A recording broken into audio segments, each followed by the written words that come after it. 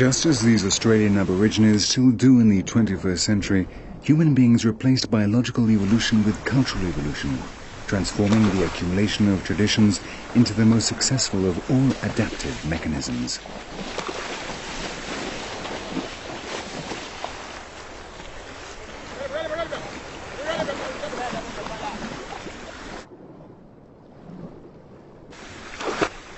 The final aim of all this is precisely the same need that spurs the bears on to catch the salmon, to obtain energy in an efficient manner.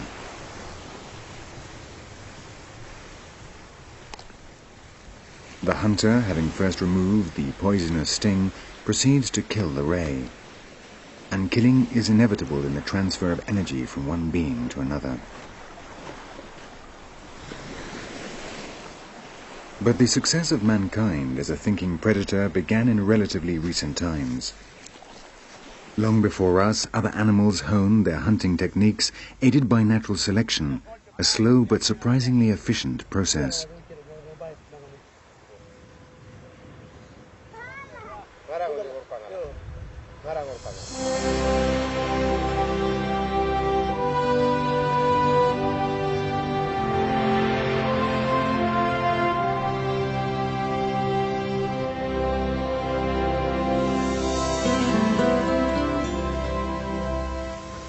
On the Galapagos Islands lives a bird that is a good example of natural selection, in this case to catch fish, the brown pelican. Here, the Pacific Ocean brings fish to this young volcanic coast over 600 miles from the American continent.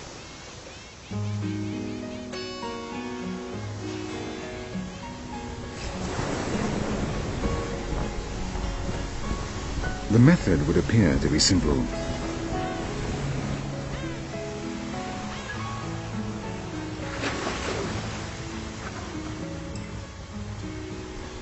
But it's a method not all predators can use. First, you have to know how to fly. A bird like this, also equipped with its very own fishing net, can permit itself the luxury of choosing a particular fish.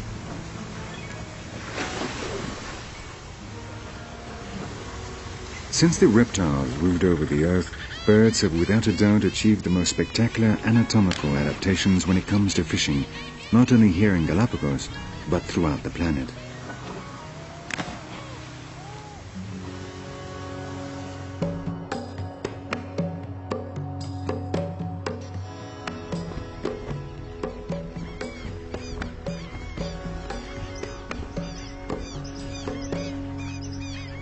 Here on the plains of Venezuela, for example, over 20 species of birds fish in the same place, and they are all visibly different.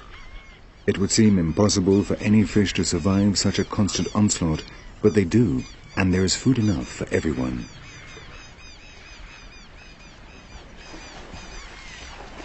The secret consists of using different methods.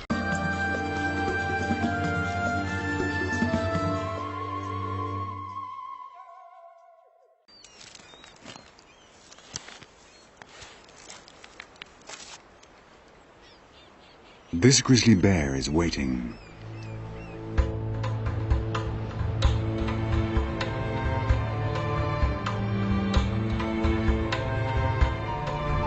Waiting for the treasure the incoming tide will bring.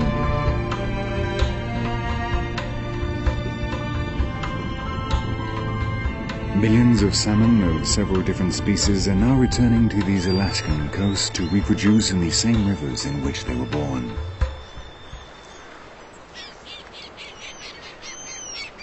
If they get there.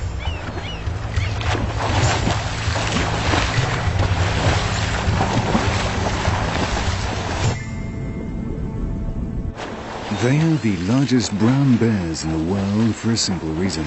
They obtain extra rations of energy thanks to the annual presence of the salmon. The catch sets in motion a basic process in the life of all survivors on planet Earth. The process of obtaining the energy necessary for a living body to function.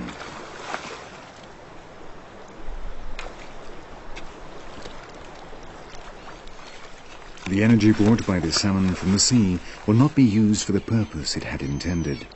The meat no longer belongs to the fish. It has become part of the bear.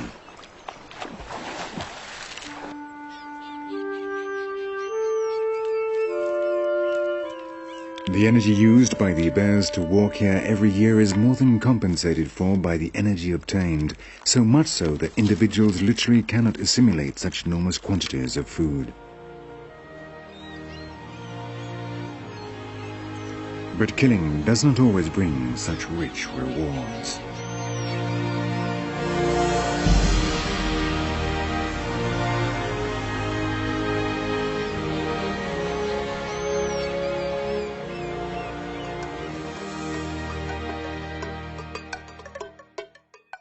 Man, like the animal he is, also forms part of the energy cycle. Man learned how to use the energy of fire, and around the fire his prehensile hands developed a privileged brain capable of inventing the claws of the bear he did not have. But speech was the real motor of change.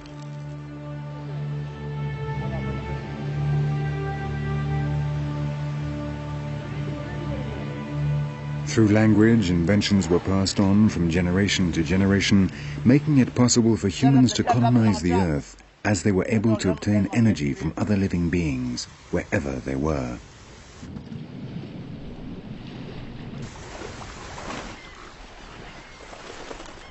Some gathered together and beat the water with their open beaks, using their sense of touch. Others work alone. They remain very still, waiting for a fish to move, and then harpoon it, if they're lucky. The final result is always the same, though there are some that use surprising techniques.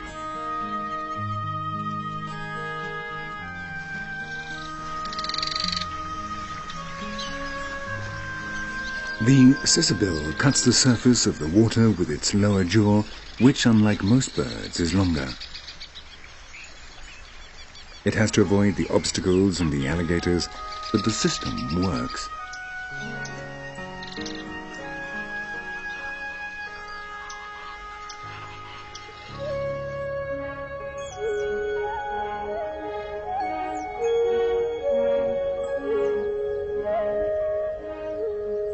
On the other side of the world, in the Celebes Islands, we find a good example of the inventiveness of man in compensating for his lack of wings and beak.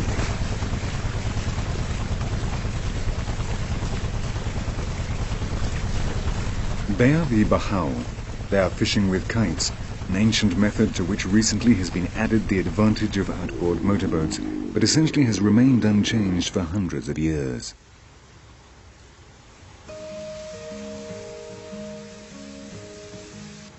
The kite rises and the direction of the fishing line changes, warning the fisher of the precise moment when he must haul it in as fast as possible. Now, with a last effort, a large needlefish comes out of the water for the last time. But there are other human populations who, though they live far from the sea, also eat fish.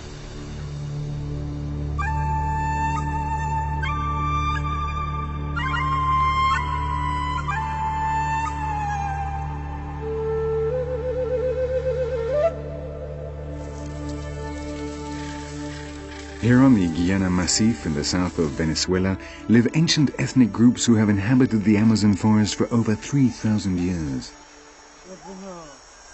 The Sanama, the Yacuanas, or the Maquiritare know that this particular liana contains a very special substance. They call them barbasco, and after cutting them, they carefully crush them to extract the sap.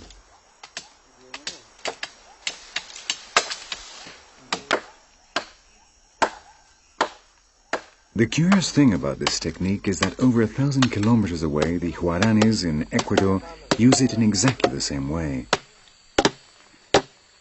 They are two completely different ethnic groups, but they have in common a profound knowledge of the jungle in which they live.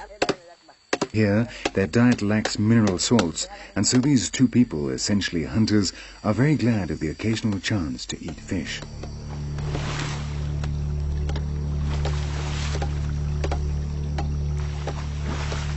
The barbasco simply absorbs the oxygen in the water, forcing the fish to come to the surface. There are small pools left behind by the river, and normally there are not many fish, and those there are very small. But they are grateful for this occasional and very valuable variation in their normal diet, even if it provides relatively little energy.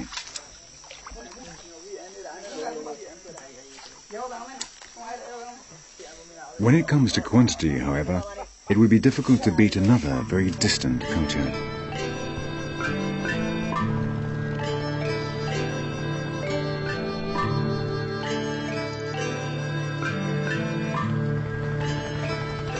In the Mekong Delta in Vietnam, this family is heading home to their house built on the river itself.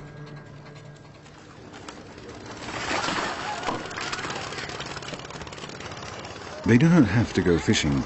They literally live with the fish. Their houses are fish farms in which the carpet in the living room is in fact a trapdoor giving access to energy.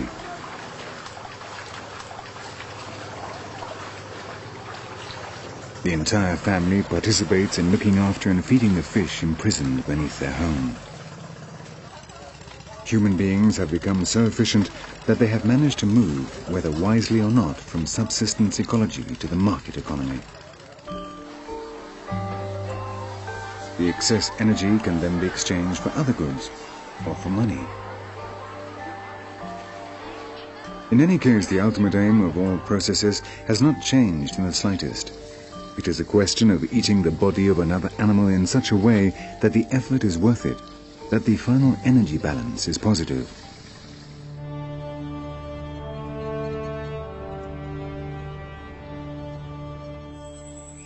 Fishing implies in some way managing to get the fish out of the water, but when the struggle takes place on land, the problem is very different. Out here, the hunter and the prey share the same surroundings, breathe the same air.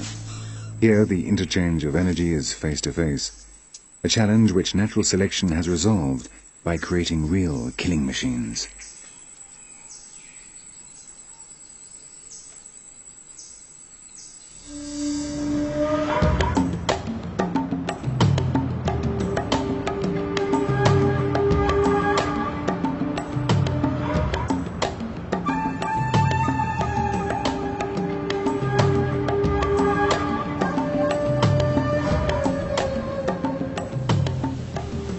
In the Amazon forest live some of the most famous assassins of all. This is a three-dimensional ecosystem. The thin outer branches are reasonably safe, but there is sun and wind, and the food is down below.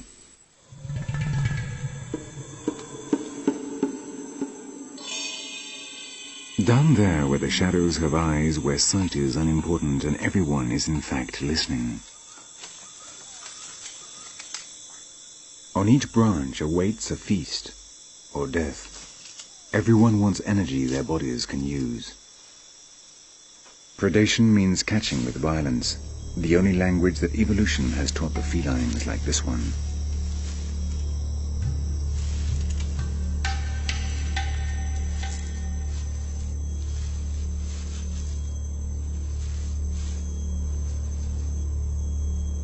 Of all the eyes on its body, only two can see. Remaining absolutely silent, it waits for something to make a mistake, a slight, subtle rustle which will betray the presence of potential prey.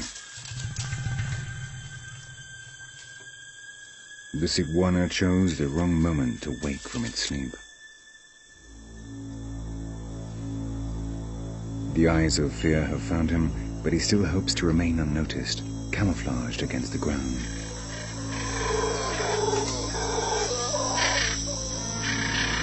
Too close.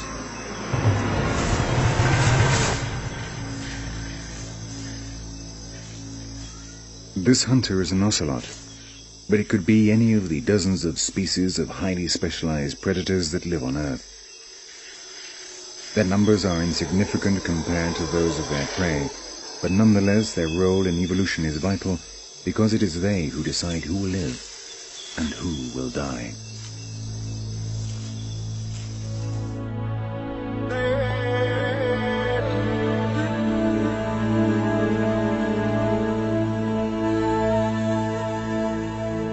We humans still have one foot in our biological past and the other in our cultural present. As man evolved as a hunter, he gained free hands to create tools. This led to an increasingly large brain, finally making possible the appearance of language. Then, like these Huaranis in the jungles of Ecuador, we were capable not only of inventing darts and blowpipes, but also of coating them with poisons obtained from nature. Thanks to speech, hunters could tell each other where the prey was, could describe the landscapes, and what is more important, they could discuss the many different hunting possibilities.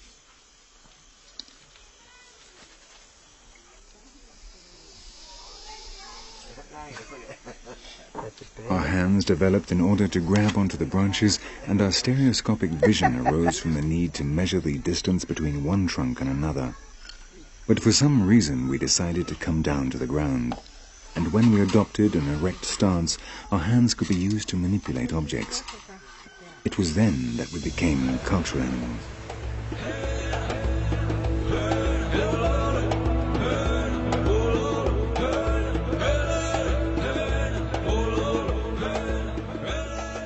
And that happened here, in Africa. These are Bushmen. They have been here in the Kalahari Desert for at least 6,000 years. In the same way as the Huarani Indians, they are preparing the poison with which they will smear their arrows. The same purpose, but using different ingredients. The fluids of the larva of a beetle, saliva, kamungarunga seed, and sansevieria root. A mixture capable of felling a gnu with even a superficial graze.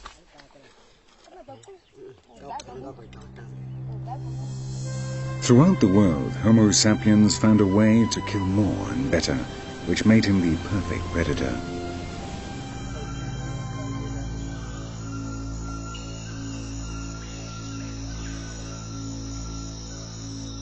Now the animals he once shared the trees with have become his prey, his source of energy.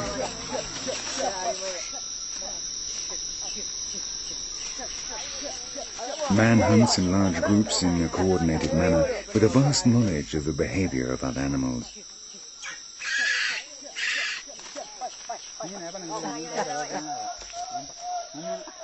The young Waorani learns from his elders, observes and trains, sharing their experience.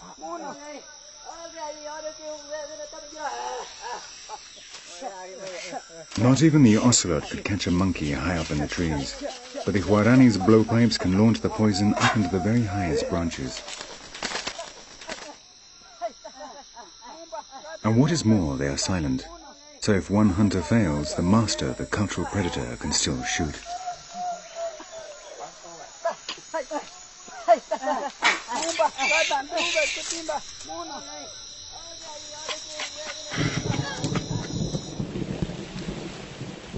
In just a few minutes, the poison takes effect in the monkey's body, and man once more climbs up into the branches, but this time to claim the reward for so many thousands of years of evolution. Cooperative hunting brought with it other consequences. The impulse to kill became dissociated from the impulse to eat when the food had to be transported to a home base. Then groups of males took over the task of getting meat for the family unit. Sharing the journey, risks and strategies forged loyalty among them.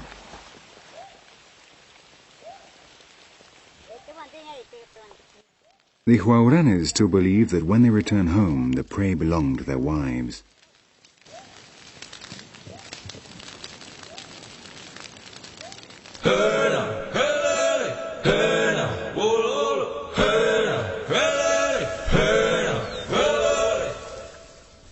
On the other side of the world, in Namibia, the Bushmen are also starting a day of hunting, but in very different surroundings. On the great African savanna, distances are enormous, smell is virtually useless, and the hunter must rely on sight alone.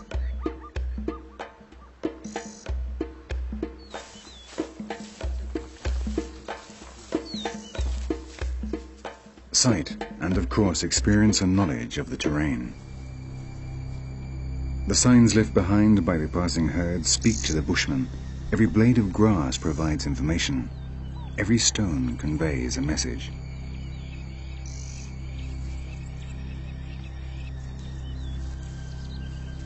4 hunters represent 4 families, and they need large prey in order to ensure the energy balance is positive.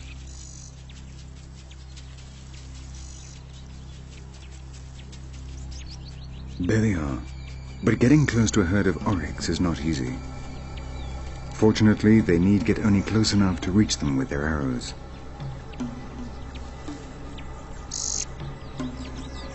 Again, the silence of the arrows is a major advantage. Though the first bowmen miss, the animals do not flee. There is merely a slight commotion. It's simply a matter of waiting until they calm down, then trying again. Now the herd is too nervous. It is time to release the last round of arrows and hope one of them will bring down an oryx. A wounded animal leaves unmistakable tracks, while the powerful poison goes to work, killing it.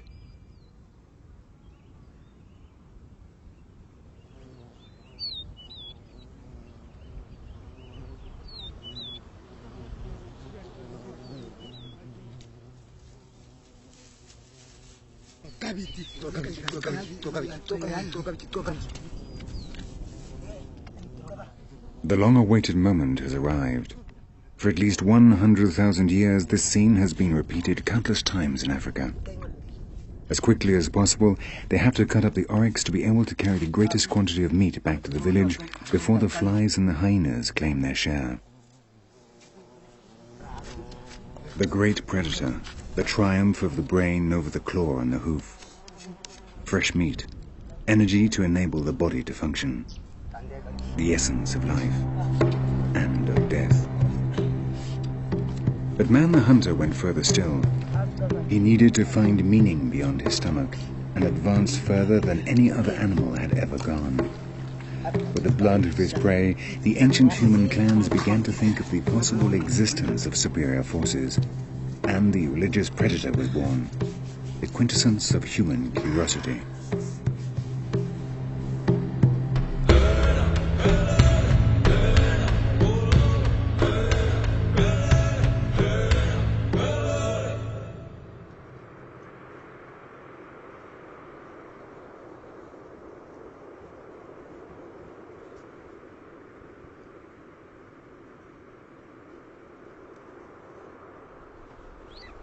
In the frozen mountains of Kazakhstan and Mongolia, there still lives a people for whom hunting is much more than simply getting food to eat.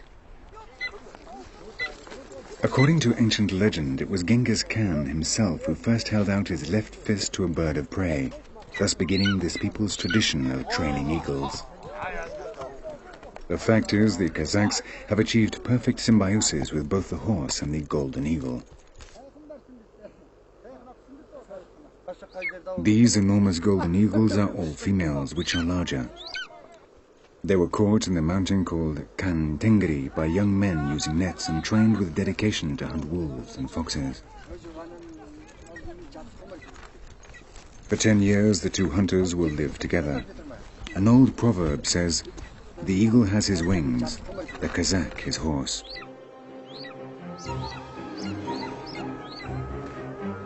A fox, immediately what for man is merely a dot on the horizon, alerts the visual brain of the eagles when their hoods are removed.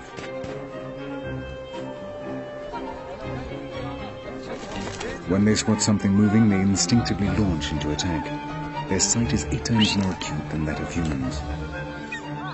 One after another, the Berkute, as they call them, with their 7 kilos in weight, swoop down, reaching speeds of up to 200 kilometers an hour against a formidable enemy that could easily kill them. And the trainer flies off after his eagle. After 10 years together, the Kazakh will release his eagle, which will live for another 20 years in freedom in the mountains of Mongolia.